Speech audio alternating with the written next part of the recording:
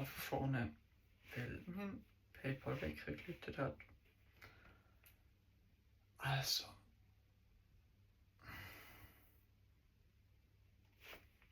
Heute sind wir aus Sintra gegangen. Schöner Tag gewesen. Sorry, ich bin gerade ein bisschen am Nachdenken. Ja, ich danach danke, wenn Zeit zum Nachdenken ist. Toller Tag gewesen. Am Morgen wieder zu Chez Croissant gegangen, also zum Morgen Croissant holen. Dann mit dem Zug übergeflitzt, im Zug mit 2 Iren geredet. So bla, mega cute gewesen. Sie haben 5 Kiddies gehabt. Sind gegangen. Ich habe ihnen eine Love Card gegeben, wo mir die schon gestern Abend zurückgegeben, wo ich immer ganz am Anfang mal gegeben habe. Ja, einfach nur wow. Dann, warte mal. Dann sind wir durch Sintra durchgelaufen, sind zu dem großen Castle gegangen. Ich habe mega schön gesehen. Dann weiter zu einem anderen Castle mit so einem Brunnen. Auch mega schön gewesen. Ja. My short time is so fucked. Ich muss mal die Places noch mal anschauen.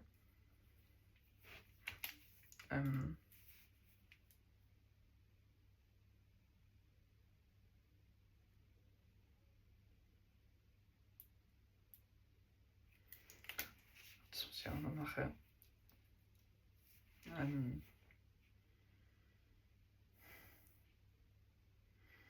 Dann sind wir heimgekommen. Sind wieder aus dem Stamm in der Gasse. Geiles Essen gewesen. So, ihr wieder, ihr seid ja gestern schon da gewesen. Ciao. Mega lieb gewesen. Ja, haben sie brav tippt. Und es sind happy gewesen, und wir sind happy gewesen. Und ja, das war cool gewesen. Und dann sind wir zu unserem Ball gegangen.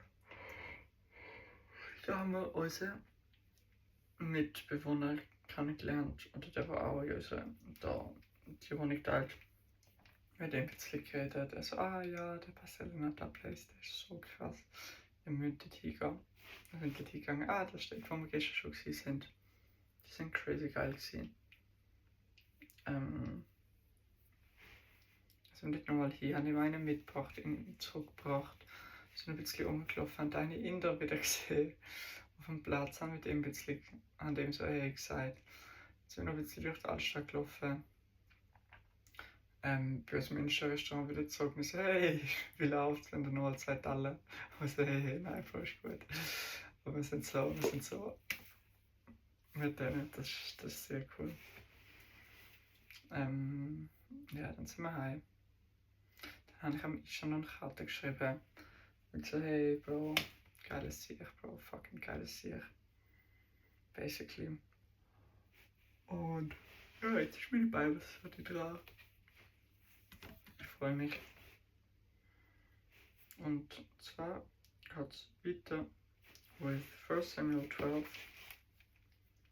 12:14. Now, if you fear and worship the Lord and listen to his voice, and if you don't rebel against the Lord's commands, then both you and your king will show that you recognize the Lord as your God. But if you rebel against the Lord's commands and refuse to listen to him, then his hand will be as heavy upon you as it was upon your ancestors. Now stand here and see the great thing the Lord is about to do. You know that it doesn't rain at this time of the year during the wheat harvest. I will ask the Lord to send thunder and rain today. Then you will realize how wicked you have been in asking the Lord for a king. So Samuel called the Lord, and the Lord sent thunder and rain that day.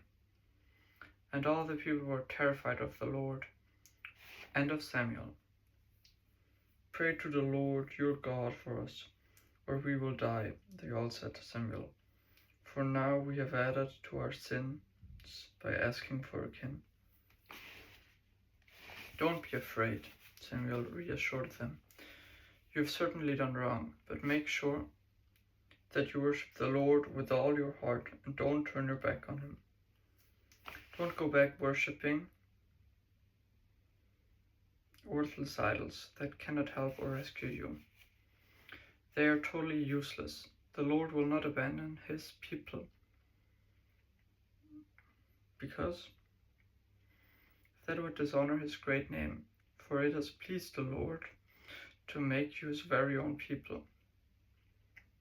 As for me, I will certainly not sin against the Lord by ending my prayers for you, and I will continue to teach you what is good and right. But be sure to fear the Lord and faithfully serve him. Think of all the wonderful things he has done for you. But if you continue to sin, you and your king will be swept away. 1 Samuel 13. Ich habe so eine Creme im Auge. 1 Samuel 13. Continued war with Philistia. Saul was 30 years old when he became king. He reigned for 42 years. Saul selected 3,000 special troops from the army of Israel and sent the rest of the men home. He took 2,000 of the chosen men with him to Michmash and the hill country of Bethel. The other 1,000 went with Saul's son Jonathan to Gibeah in the land of Benjamin. Soon after this, Jonathan attacked and defeated the garrison of Philistines at Gibeah. The news spread quickly among the Philistines, so Saul blew the ram's horn throughout the land, saying, "Hebrews, hear this, rise up and revolt." All Israel heard the news that Saul had destroyed the Philistine garrison at Gibeah, and that the Philistines now hated the Israelites more than ever. So the entire Israelite army was summoned to join Saul at Gilgal. The Philistines mustered a mighty army of 3,000 chariots and 6,000 charioteers, and as many warriors as the grain of sand on the seashore. They camped at Michmash, east of Beth Aven. The men of Israel saw what a tight spot they were in, because they were hard pressed by the enemy. They tried to hide in caves, thickets, rocks, holes, and cisterns. Some of them crossed the Jordan River, escaped into the land of Gad and Gilead. Saul's disobedience and Samuel's rebuke. Meanwhile, Saul stayed at Gilgal, and his men were trembling with fear. Saul waited there 7 days for Samuel, as Samuel had instructed him earlier, but Samuel still didn't come. Saul realized that his troops were rapidly slipping away, so he demanded, "Bring me the burnt offering and the peace offerings." And Saul sacrificed the burnt offering himself. Just as Saul was finishing with the burnt offering, Samuel arrived. Saul went out to meet him and welcome him, but Samuel said, "What is this you have done?" Saul replied, "I saw my men scattering from me, and you didn't arrive when you said you would. And the Philistines are at Michmash ready for battle. So I said, the Philistines are ready to march against us at Gilgal, and I haven't even asked for the Lord's help. So I felt compelled to offer the burnt offering myself before you." "How foolish!" Samuel exclaimed.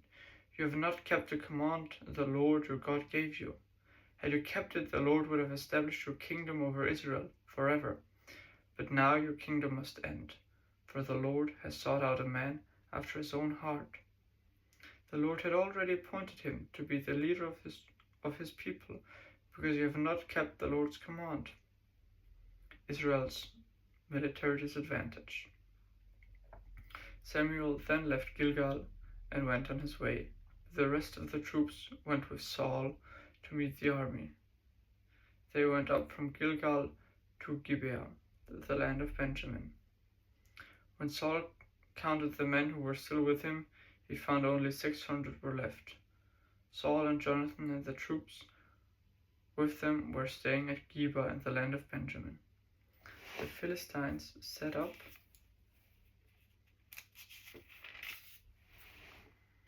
their camp at Michmash.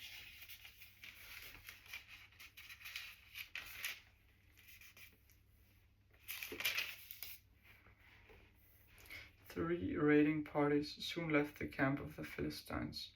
One went north towards Ophrah, the land of Shual. Another one went west to Beth-horon, and a third moved towards the border above the valley of Zeboim, near the wilderness. There were no blacksmiths in the land of Israel in those days. The Philistines wouldn't allow them, for they fear they would make swords and spears for the Hebrews. So whenever the Israelites needed to sharpen their plows, bears, picks, axes, or sickles, they had to take them to a Philistine blacksmith. The charges were as follows: a quarter of an ounce of silver for sharpening a plow stick or a pick, an eighth of an ounce for sharpening an axe, or making the point of an ox goad. So on the day of the battle, none of the people of Israel had a sword or spear, except Saul and Jonathan. The pass at Michmash had meanwhile been secured by the contingent of the Philistine army. 1 Samuel 14. Jonathan's daring plan. One day Jonathan said to his armor-bearer, "Come on, let's go over where the Philistines have their outpost." But Jonathan didn't tell his father what he was doing. Meanwhile, Saul and his 600 men were camped on the outskirts of Gibeah, around the pomegranate tree at Migron. Among Saul's men was Ahiah the priest, who was wearing the ephod, the priestly vest. Abiah was the son of Ichabod's brother Ahitub, son of Phinehas, son of Eli, the priest of the Lord who had served at Shiloh. No one realized that Jonathan had left the Israelite camp to reach the Philistine outpost. Jonathan had to go down between two rocky cliffs that were called Boses and Seneh. The cliff on the north was in front of Michmash, and the one on the south was in front of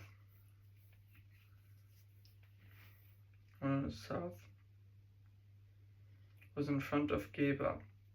Let's go across to the outpost of those pagans. Jonathan said to his armor-bearer, "Perhaps the Lord will help us, for nothing can hinder the Lord. He can win a battle whether he has many warriors or only a few." "Do what you think is best," the armor-bearer replied. "I am with you completely, whatever you decide." "All right then," Jonathan told him. "We will cross over and let them see us. If you say to us, 'Stay where you are, or we'll kill you,' then we will stop and not go up to them. But if they say, 'Come up and fight,' then we will go up, and that will be the Lord's sign that he will help us defeat them." When the Philistines saw them coming, they shouted, "Look, the Hebrews are crawling out of their holes." And when the men from the outpost shouted to Jonathan, "Come up on here, we'll teach you a lesson." "Come on, climb right behind me," Jonathan said to his armor-bearer, "for the Lord will help us defeat them." So they climbed up, using both hands and feet, and the Philistines fell before Jonathan, and his armor-bearer killed those who came behind them. They killed some 20 men in all, and their bodies were scattered over about half an acre. Suddenly panic broke out in the Philistine army, both the camp and the field, including even the outposts and raiding parties. And just then an earthquake struck, and everyone was terrified.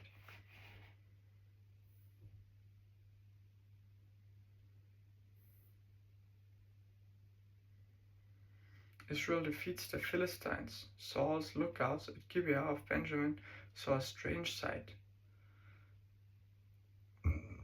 The vast army of Philistines began to melt away in every direction.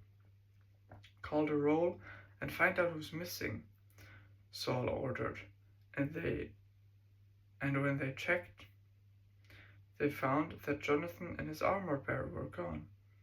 Then Saul shouted to Ahiah, "Bring the ephod here," for all that time Ahiah was wearing the ephod in front of the Israelites.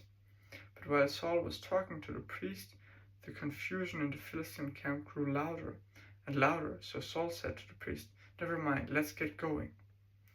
Then Saul and his men rushed out to the battle and found the Philistines killing each other. There was terrible confusion everywhere.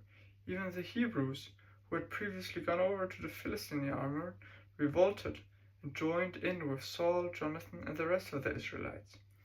Likewise, the men of Israel, who were hiding in the hill country of Ephraim, joined the chase when they saw the Philistines running away.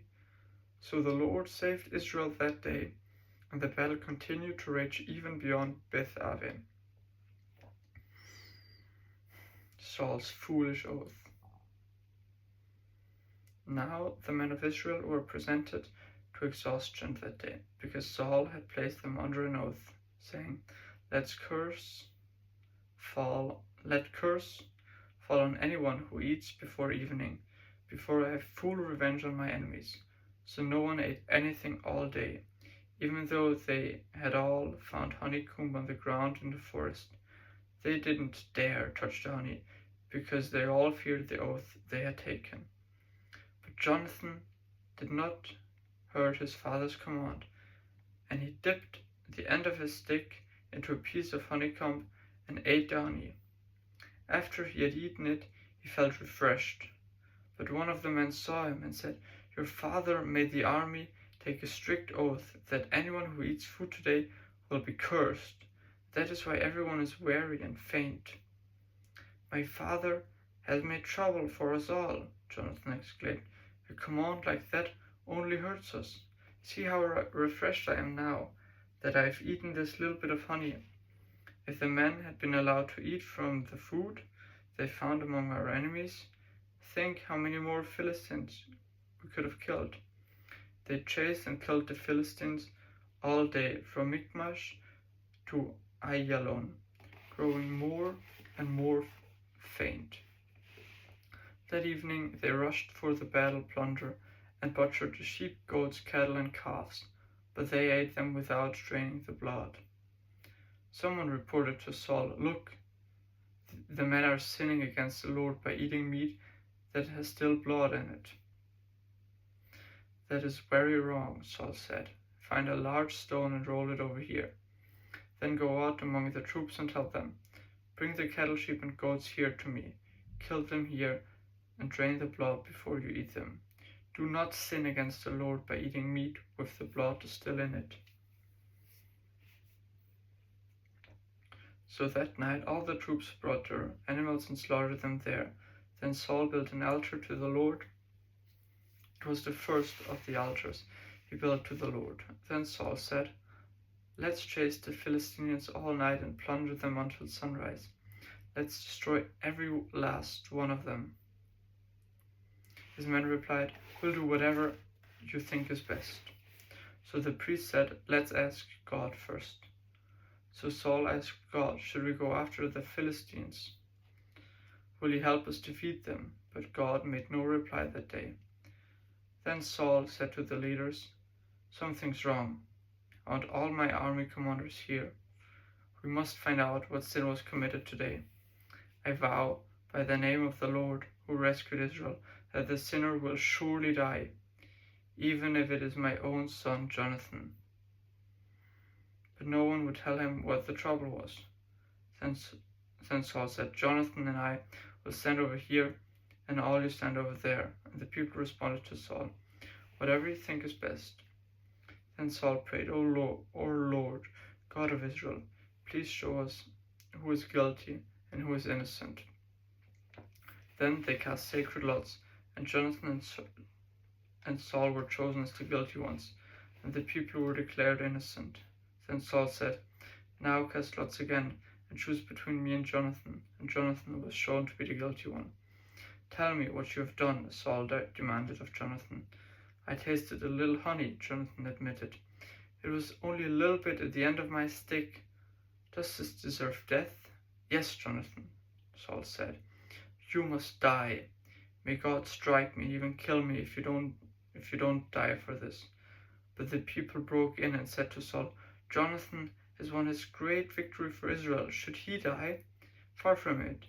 As surely as the Lord lives, not one hair of his head will be touched. For the Lord helped him do a great deed today. So the people rescued Jonathan, and he was not put to death. Then Saul called back the army from casting the Philistines, and the Philistines returned home. Saul's military success. Now, when Saul had secured his grasp in Israel's throne, he fought against his enemies in every direction, against Moab, Ammon, Edom, and the kings of Zoab, and the Philistines, and wherever he turned he was victorious. He performed great deeds and conquered the Amalekites, saving Israel from all those who had plundered them. Saul's sons, including Jonathan, Ishbosheth, and Malchishua, had also 2 daughters, Merab, who was the older, and Michal. Saul's wife was Ahinoam, the daughter of Ahimaaz. The commander of Saul's army was Abner, the son of Saul's uncle Ner. Saul's father Kish and Abner's father Ner were both sons of Abiel. The Israelites fought constantly with the Philistines throughout Saul's lifetime. So whenever Saul observed a young man who was brave and strong, he drafted him into his army. 1 Samuel 15. Saul defeats the Amalekites. One day Samuel said to Saul, It was the Lord who told me to anoint you as a king of his people Israel. Now listen to this message from the Lord. This is what the Lord of heaven's armies has declared. I've decided to settle accounts with the nation of Amalek for opposing Israel when they came from Egypt. Now go and completely destroy the entire Amalekite nation, men, women, children, babies, cattle, sheep, goats, camels, and donkeys. So Saul mobilized his army at Telaim. There were 200,000 soldiers from Israel and 10,000 men from Judah. Then Saul and his army went to a town of the Amalekites and lay in wait in the valley. Saul sent his warning to the Kenites, Move away from where the Amalekites live, or you will die with them, for you showed kindness to all the people of Israel when they came up from Egypt. So the Kenites packed up and left. Then Saul slaughtered the Amalekites from Havilah all the way to Shur, east of Egypt. He captured Agag, the Amalek king, but completely destroyed everyone else. Saul and his men spared Agag's life and kept the best of his sheep, goats, and cattle, the fat calves and the lambs. Everything, in fact, was appealed to them. They destroyed only what was worthless or poor of quality.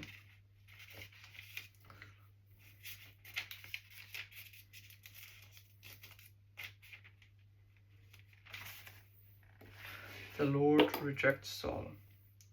Then the Lord said to Samuel, I am sorry that I ever made Saul king, for he has not been loyal to me and has refused to obey my command. Samuel was so deeply moved when he heard this that he cried out to the Lord all night. Good night.